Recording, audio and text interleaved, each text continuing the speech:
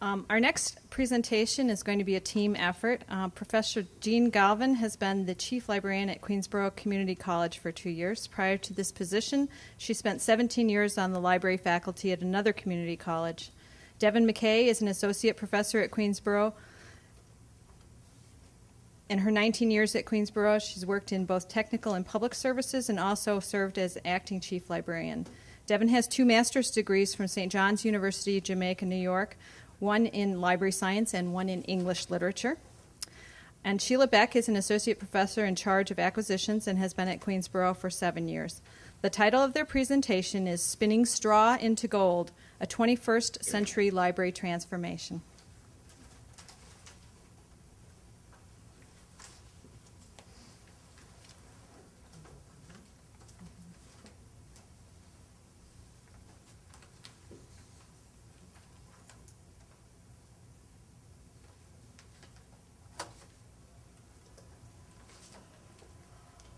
Good afternoon. As you see from the title, I'm approaching this from a fairy tale standpoint simply because it's still hard for us to believe all the things we've been able to accomplish.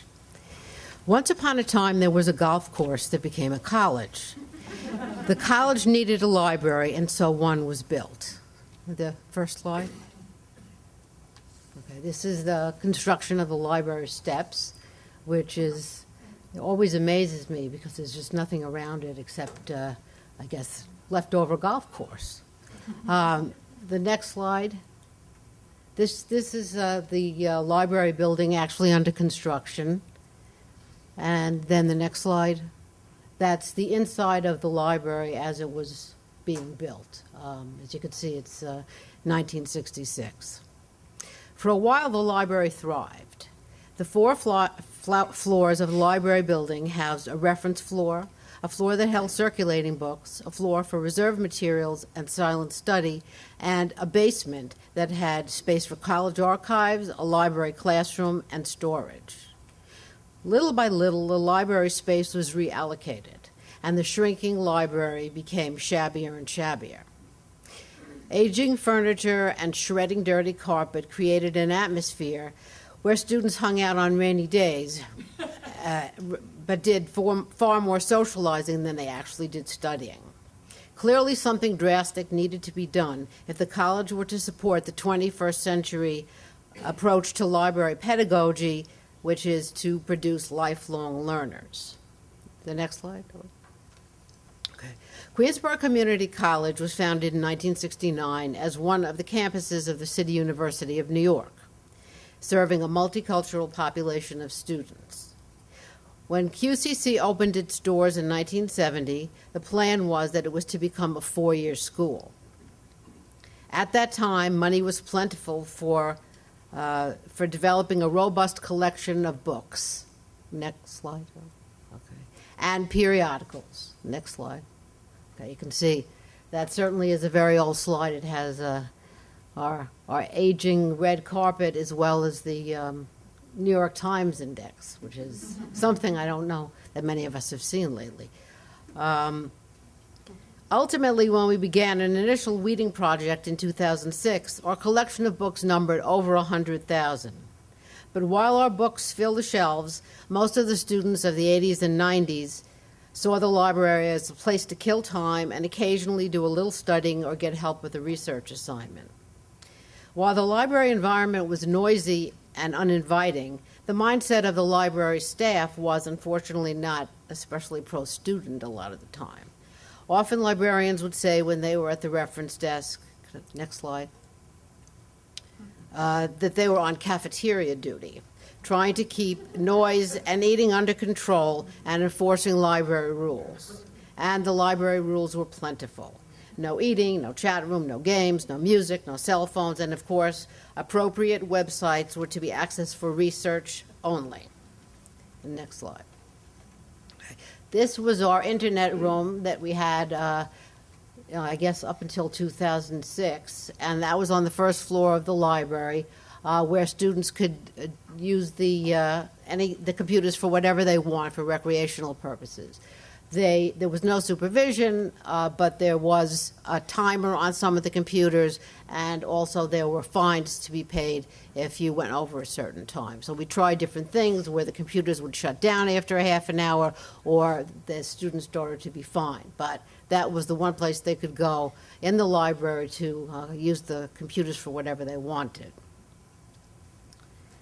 Okay. In 2005, it was decided by the college's administration that the library would be integrated into a campus learning center, using most of the physical space that the library already occupied. The library became reduced to 2 floors. We lost a whole floor. The reserve collection, the silent study, and the archives moved from the first floor to the second floor. And also at that time, we needed to read about 10,000 books as part of our circulating floor was reallocated as a center for excellence in teaching and learning. That space also was taken away from us at that time. However, the results were surprisingly positive. Although we had less space, the students began to use what we had more effectively. They sat at open tables on the reference floor and began to study in groups. The third floor, however, unfortunately, still remained the socializing, noisier floor where most students did anything but study. But all that was about to change.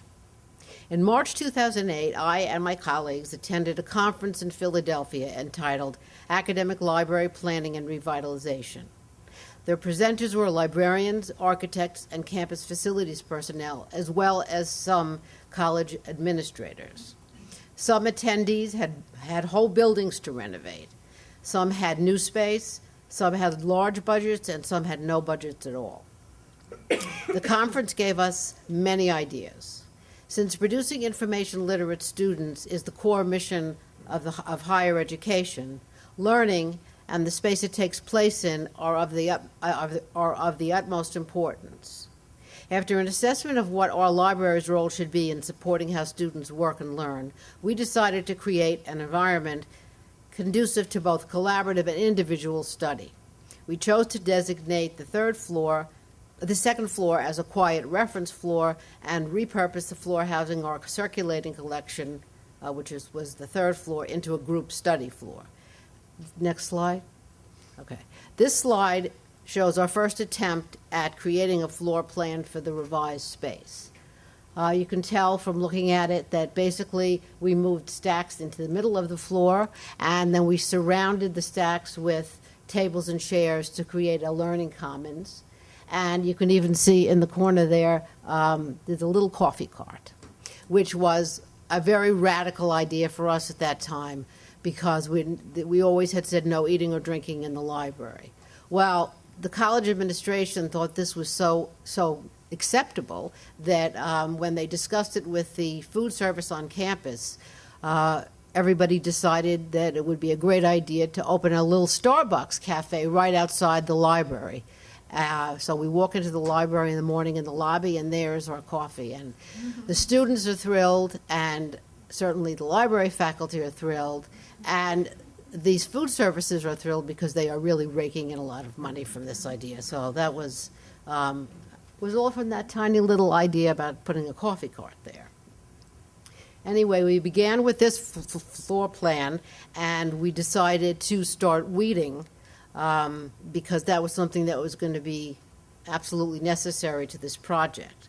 We started in the summer of 2008, and as we went along, we found a lot of interesting things that Sheila will talk about. But ultimately, the books were all relocated to the center of the floor, and we had all this lovely open space around the bookcases. We planned to purchase furniture for group study, and you can see where we decided to put them.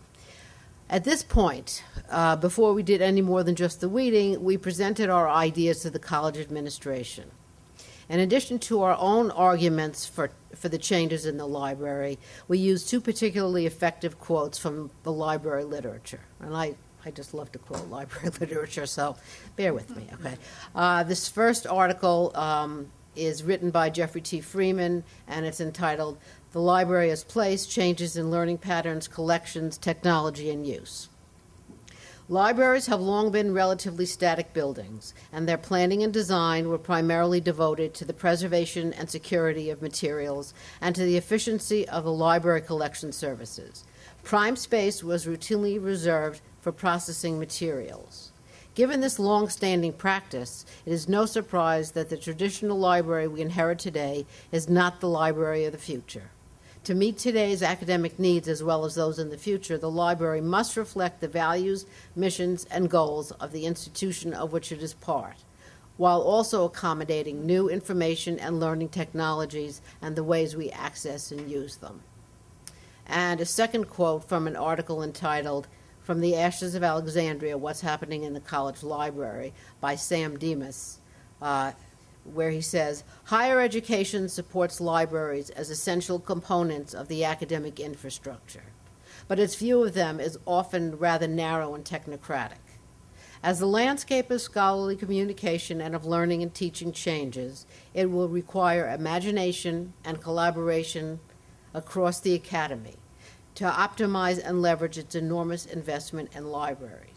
Successful library planning will involve collaboration among faculty, academic officers, librarians, and architects. It will be rooted in how students learn, how faculty members teach, and how teaching and learning patterns will change over time. Planning will be based on what students are actually doing in the library, on what they really need in a learning environment, and on changes in scholarly communication. And finally, it will engage the community in thinking imaginatively about how the library can best contribute to the cultural life of the campus." After our presentation to the college administration last fall, they suggested that we approach the student government. And the student government was very enthusiastic about our project and provided much of the funding. We actually were able to purchase new furniture, carpet and floor tiles, as well as computers, security cameras, and added security gates. In addition, we also had an electrical upgrade, which was something that we badly needed. Therefore, 2009 has already been seeing the library transformed into the vibrant student-centered environment that we had envisioned when we first started this project. And the rising gate count numbers are definitely there to help underscore that, in fact, we are indeed a new library. And now I'd like to introduce Sheila Beck. Can I have the next slide? I'm going to discuss how we weeded all these books and how we got rid of all these books so we could create. Is that better?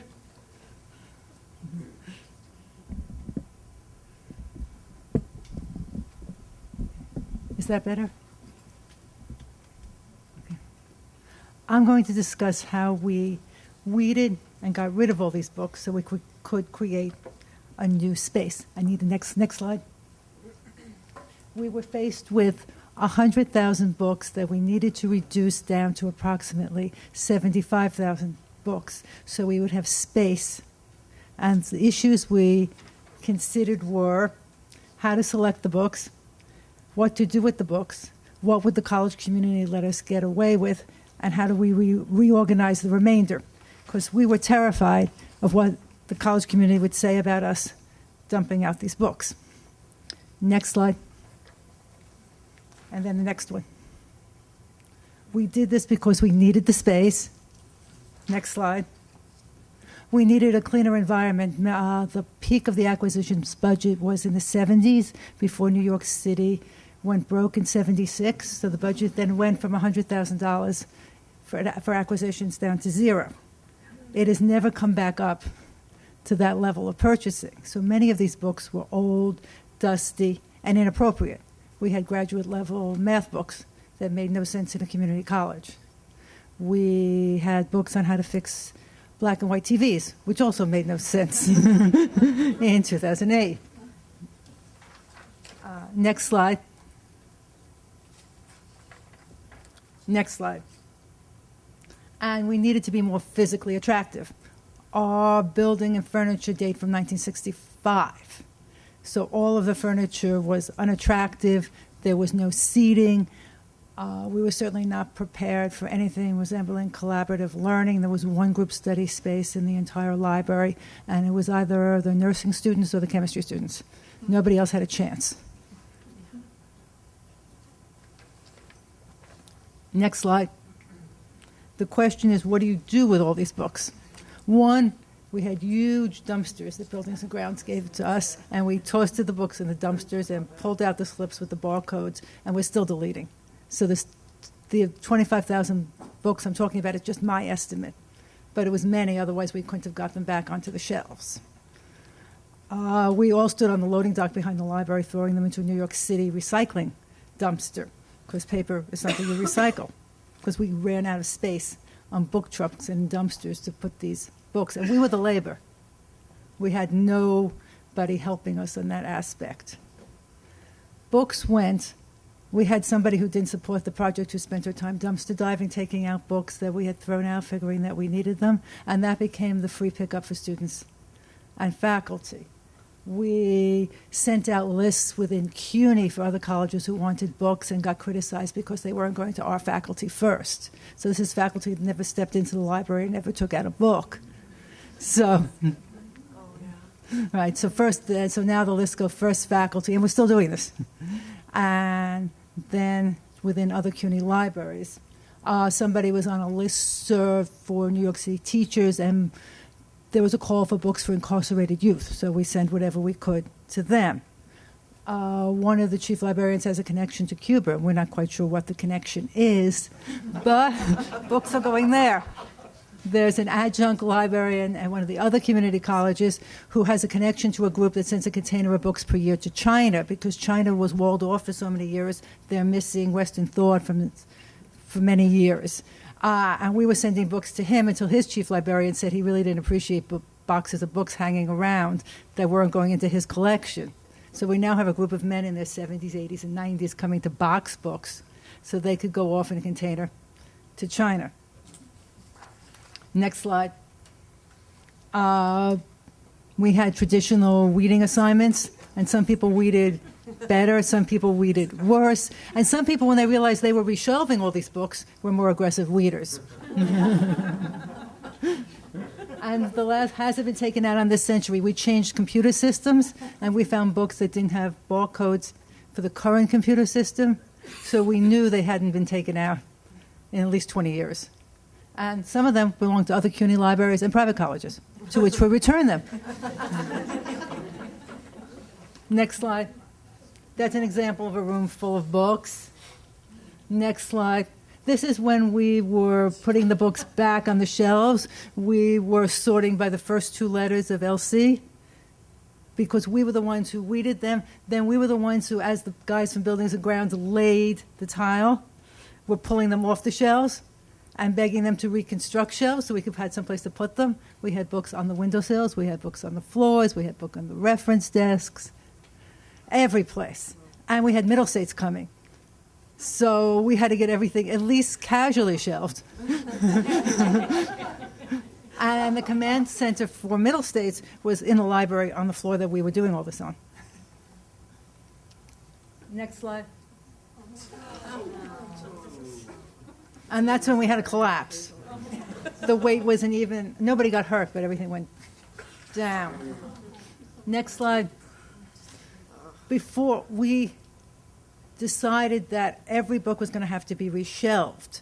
So when you're going to reshelve every book, you have a chance to decide how do you want to do your shelving. And the way it originally was you walked up that khaki color stairs, and you came out in the middle of the eaves. And one person very casually said she couldn't stand it, because then you're in the middle of the eaves. Which way do you go up? Which way do you go down? And you're in the middle of the collection, regardless of how much signage. So we ended up with an impromptu kitchen cabinet, because Jeannie and I started discussing this. And then anybody who walked into the kitchen and heard what the discussion was weighed in, because everybody had an opinion. And I think we sat there for an hour and a half with more and more people coming in. I was surprised there's anybody at a service point that morning. And I need the next slide. What we decided was to start when you came up the stairs with Z and begin by, those are windows, at A. So when you reshelve, what we didn't realize was when you reshelve the books, we started from both ends, the Z and the A. The people starting from Z were shelving backwards, which is really hard. The people who shelved from A had a much easier time of doing this. And next slide.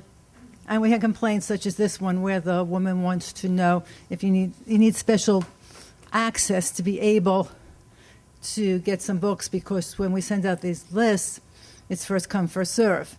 And the person who does it has done it at 1 in the morning and has had requests by 5 in the morning. So lots of people are up on their computers. Next slide. Other comments were, you shouldn't discard books. The statistics are wrong. The chairperson of art told Jeannie that the reason the art books weren't taken out was because the students browsed. They browse. They look at the books in the library. You can't get a circ number off them because we were going by, how's this book circulated? Yeah. Oh, and where are they going? Next slide. I was at a committee's meeting, and someone said to me, the library is its books, you're throwing them out. Other ones were, my students need them for a course, the place looks empty, and the bottom one is, there's no hidden space, where can you have sex?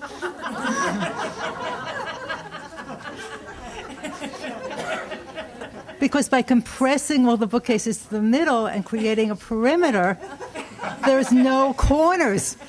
And we got new security cameras, and they were repositioned. So unless you're going between the bookcases where people actually study, they pull in a chair and sit with a laptop, there's no private space on this floor.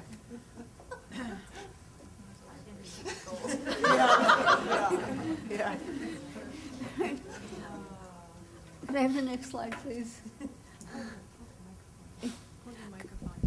Okay, yeah, the short librarian. Okay.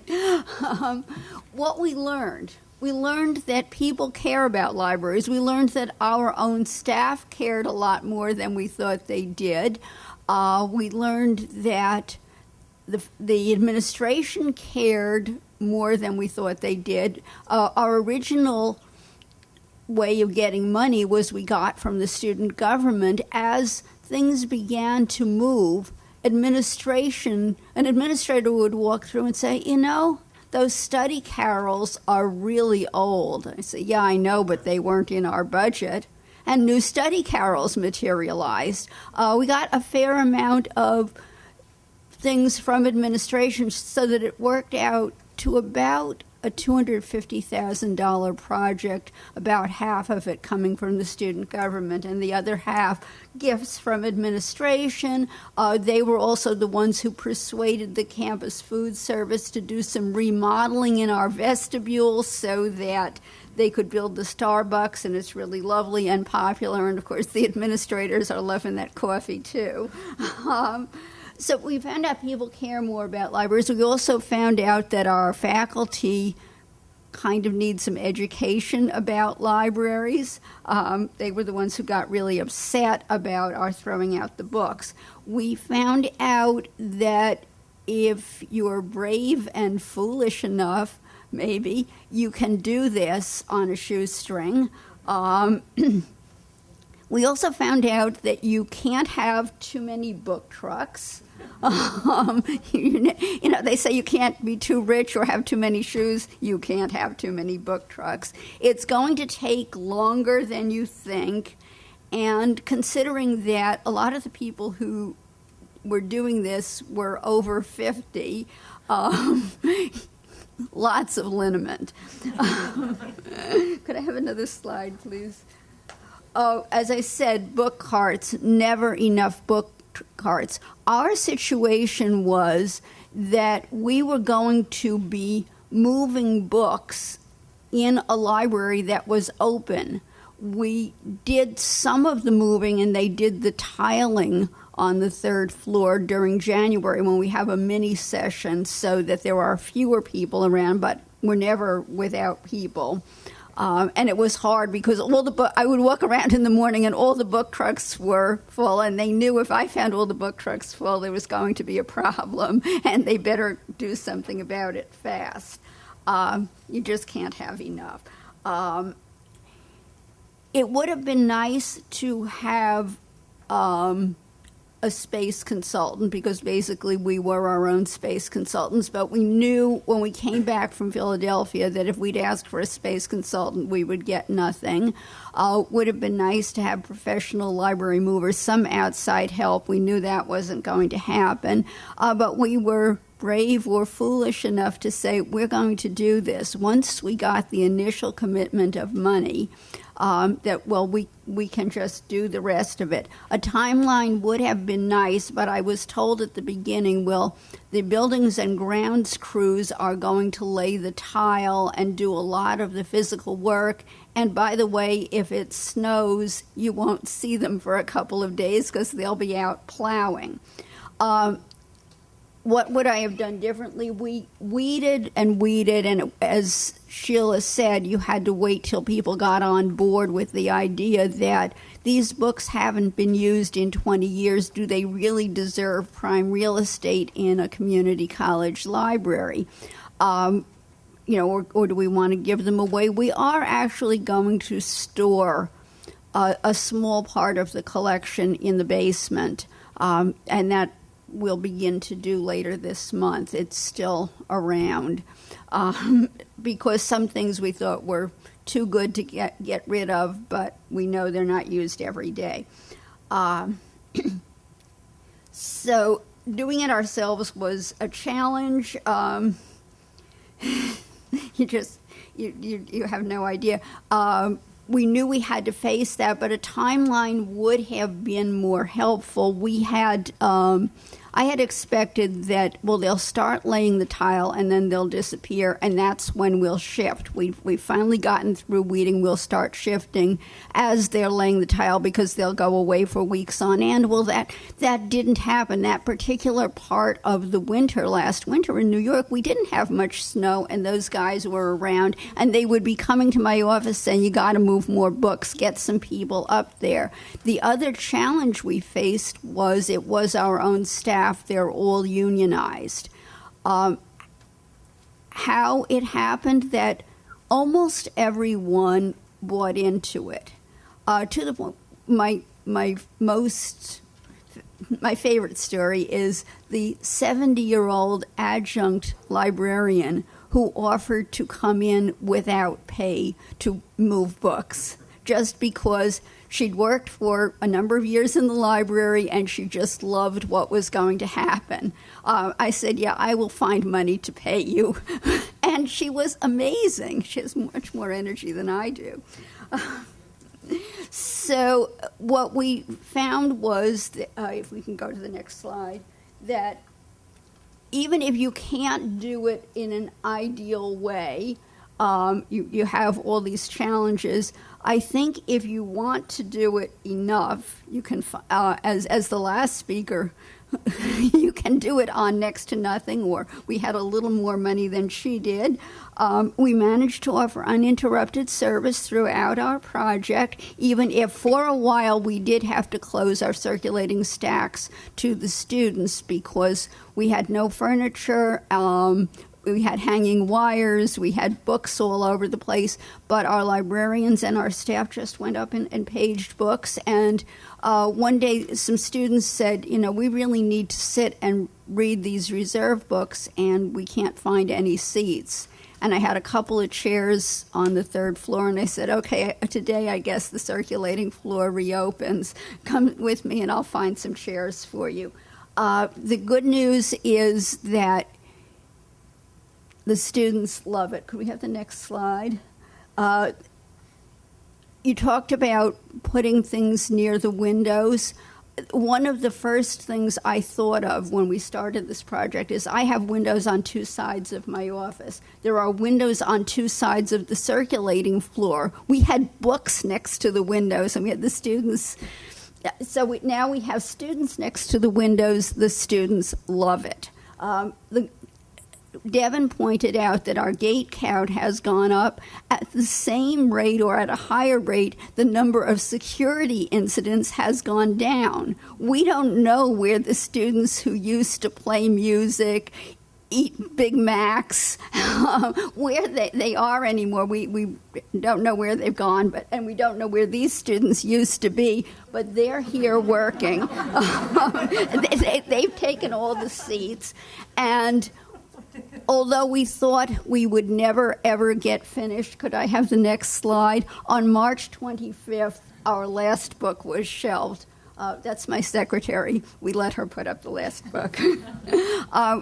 It was an amazing project, and we had a good time. Thank you. Questions?